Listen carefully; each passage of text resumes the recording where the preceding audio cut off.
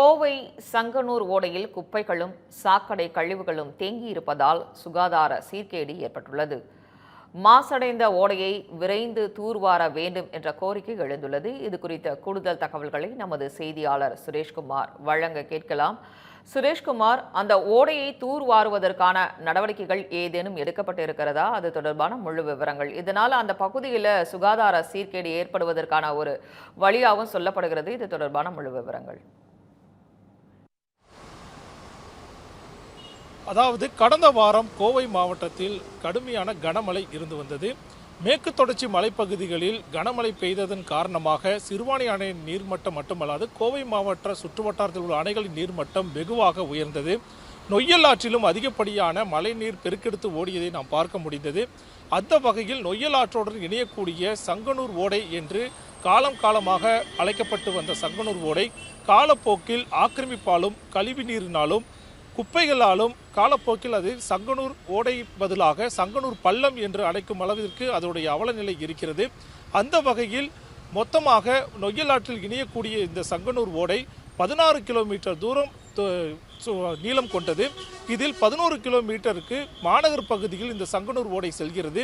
இந்த நிலையில் கனமழைக்கு முன்பாகவே இதற்கான பணிகளை மேற்கொள்ள 2 கிலோமீட்டர் தூரத்திற்கு தூர்வாரும் பணியை மேற்கொள்ள மாநகராட்சி சார்பில் 49 கோடி ரூபாய் ஒதுக்கப்பட்டு அதற்கான பணிகள் மேற்கொள்ளப்பட்டன. ஆனால் அவ்வப்போது பணிகள் நடைபெறாமல் இருப்பதும் என மந்தகதியில் பணிகள் சென்றதால் கனமழைக்கு முன்பாகவே இந்த சங்கனூர் ஓடை முழுமையாக தூர்வாரம் செய்யப்படவில்லை. இதன் காரணமாக கனமழை பெய்தும் தற்சமயம் நேரடியாகவும் நாம் பார்க்கலாம்.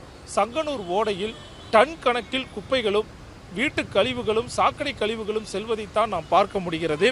சங்கனூர் ஓடையை ஆக்கிரமிப்பு பகுதிகள் பெரும்பாலும் அகற்றப்பட்ட நிலையிலும் காலமாக சங்கனூர் ஓடையினுடைய கரைப்பகுதிகளில் இருந்த வீடுகளில் இருந்து வரக்கூடிய கழிவுநீர் நேரடியாக இந்த சங்கனூர் ஓடையில் விடப்பட்டது.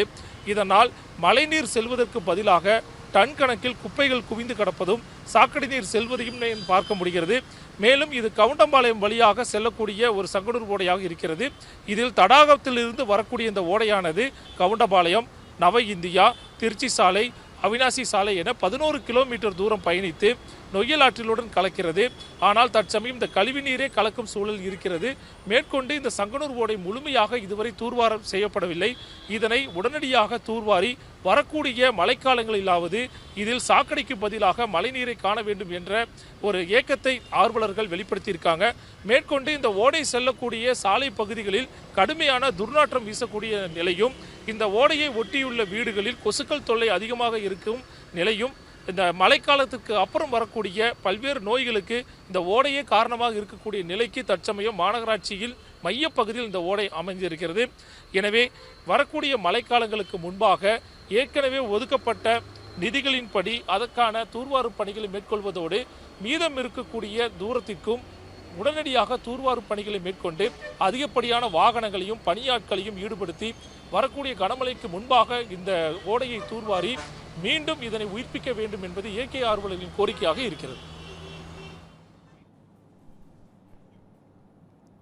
நீங்க சொல்வது போல இந்த சங்கனூர் ஓடை தூர்வாரி நம்ம சீர் செய்யணுன்றதை நம்ம மாநகராட்சி சார்பாக ஒரு கோரிக்கையும் வைப்பதாகவே எடுத்துக்கலாம். சுரேஷ், உங்களோட இதுக்கு நன்றி.